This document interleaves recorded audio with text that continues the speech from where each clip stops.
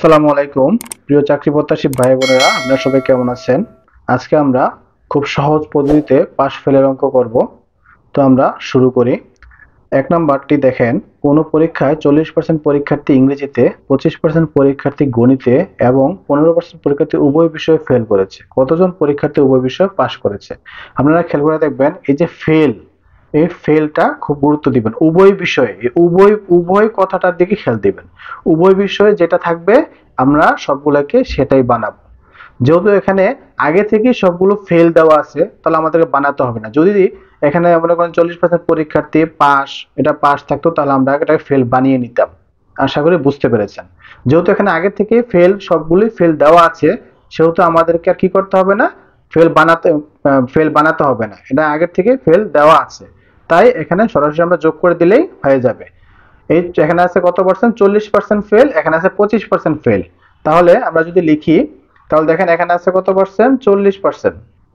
আর যোগ হবে, এখানে আছে কত পার্সেন্ট? 25%। 25%। আর উভয় যেটা দেওয়া থাকবে, উভয়টা আপনারা সবসময় বিয়োগ করবেন।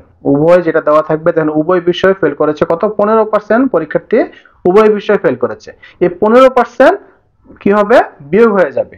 আমি আবারও বলছি, উভয় যেটা দেওয়া থাকবে সেটা আপনারা কি করবেন? বিয়োগ করবেন।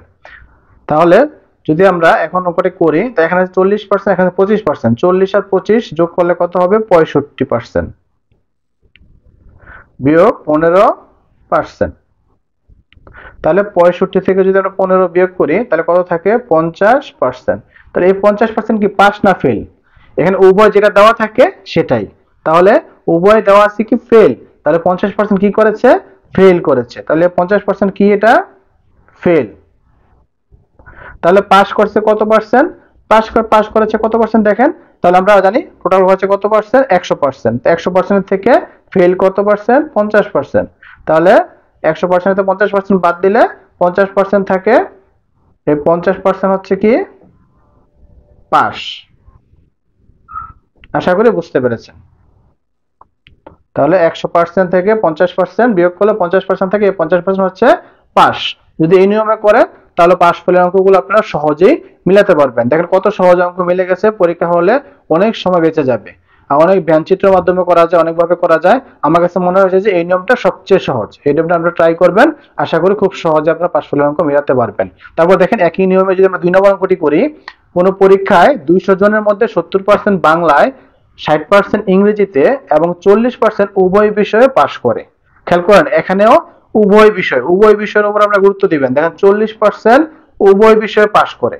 তাহলে এই উভয় বিষয়, তাহলে এখানে দেখেন, এখানে 270% বাংলা, ইংরেজিতে কত পার্সেন্ট? এখানে দেখেন 70% বাংলা, 60% ইংরেজিতে। তাহলে এখানেও কিন্তু সবগুলোই কি? পাস। তাহলে 70%ও পাস, 60%ও পাস। যেহেতু পাস আছে, তাহলে আমাদের কি করতে হবে না, আমাদেরকে বাদ দিয়ে একসাথে মিলাতে হবে না, একরকম বানাতে হবে না। যেহেতু এখানে পাস আছে, এটাও পাস, এটাও পাস। যদি মনে করেন, যদি দেওয়া থাকতো 70% বাংলায় ফেল করেছে, তাহলে আমাদের কি করতে হতো? আগে আমরা 100 থেকে 70 বাদ দিয়ে 30% পাস বানিয়ে নিতে হতো। কিন্তু এখানে যেহেতু আমাদেরকে সহজ করে দিয়েছে বিষয়টা, যে উভয় বিষয়ে পাস, এটাও পাস, এটাও পাস, যেহেতু পাশের কথা বলা হয়েছে, তাহলে আমরা আগের নিয়মেই আমরা করে ফেলতে পারবো। আমাদেরকে কোনো কিছু বাদ দিতে হবে না। তাহলে সরাসরি বাংলায় কত পার্সেন্ট? 70% যোগ, আর ইংরেজিতে কত পার্সেন্ট? 60%। তাহলে 60% আমরা কি করে দিলাম? যোগ করে দিলাম। আগেই বলেছি যে উভয় যেটা দেওয়া থাকবে, উভয়টা সবসময় বিয়োগ হবে। এগুলো থেকে যেগুলো দেওয়া থাকে, এগুলো থেকে উভয় বিষয় যেটা দেওয়া থাকবে, উভয়টা সবসময় কি করতে হবে? বিয়োগ করতে হবে। তাহলে উভয়টা আমরা কি করে দিলাম? বিয়োগ করে দিলাম। তাহলে 40% আমরা কি করে দিলাম? বিয়োগ করে দিলাম। তাহলে এটা কি পাস না ফেল? উভয় বিষয় যেটা দেওয়া থাকে সেটাই হয়।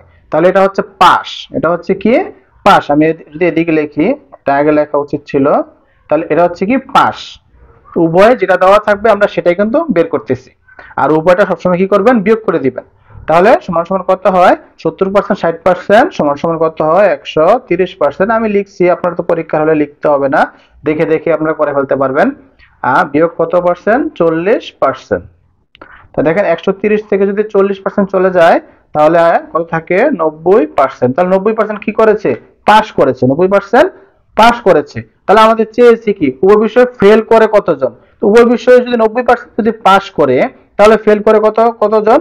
তাহলে আমরা যদি লিখি ফেল সমান সমান, তাহলে আমরা জানি টোটাল থাকে কত পার্সেন্ট, 100%। তাহলে 100% থেকে আমরা 90% কি করে দিব, বিয়োগ করে দিব।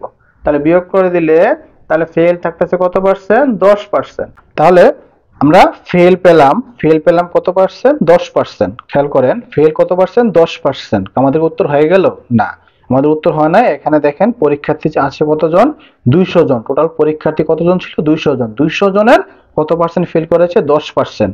তাহলে অতএব আমাদের এই 200 জনের থেকে 10% বের করে নিতে হবে। তাহলে 200 জনের থেকে যদি 10% বের করে নেই তাহলে কত হয় দেখেন, 200 এর 10% হবে কতজন, 20 জন।